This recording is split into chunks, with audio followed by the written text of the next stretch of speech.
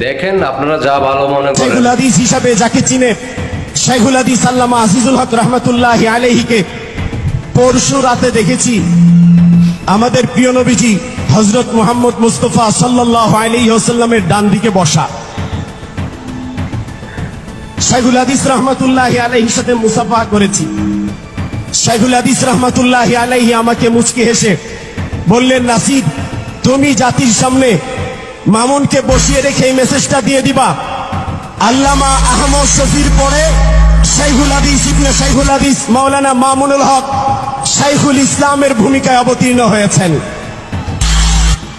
এই জন্য এই কথা আমাদেরকে বাংলাদেশের মানুষের কানে কানে পৌঁছে দিতে হবে, সারা পৃথিবীর মানুষের কানে কানে পৌঁছে দিতে হবে। আল্লামা আহমদ শফির পরে এই বাংলাদেশের মাটিতে শাইখুল হাদিস ইবনে শাইখুল হাদিস আল্লামা মামুনুল হক তিনি শাইখুল ইসলামের ভূমিকা অবতীর্ণ হয়েছেন।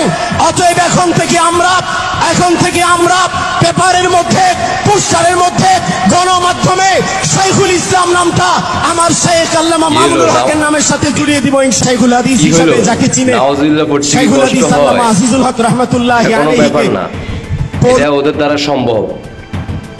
এটা একমাত্র আপনার ব্যক্তিগত সিদ্ধান্ত।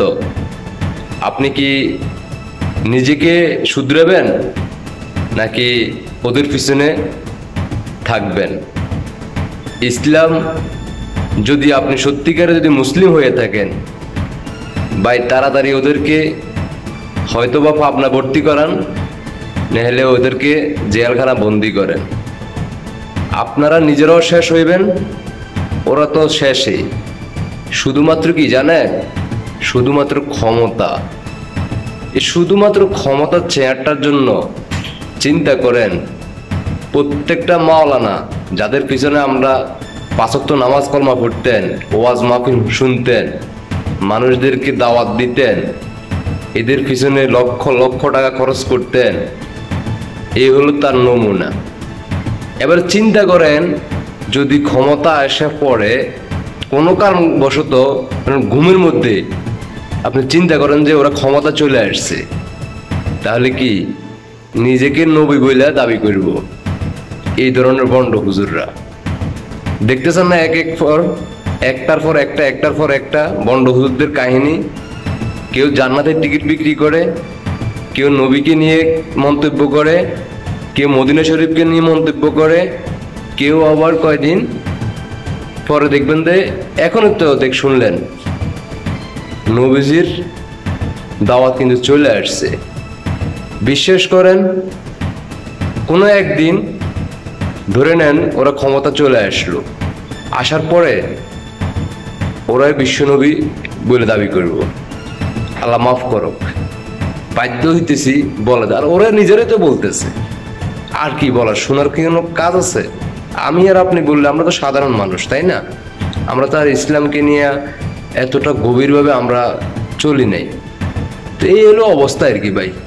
আপনারা যা ভালো মনে করেন চিন্তা করেন, দাওয়াত কি দিবেন না দিবেন না সামনে, নাকি জনসম্মুখে ফিরবেন, এটা আপনাদের ব্যক্তিগত ব্যাপার, কিছু বলার নাই।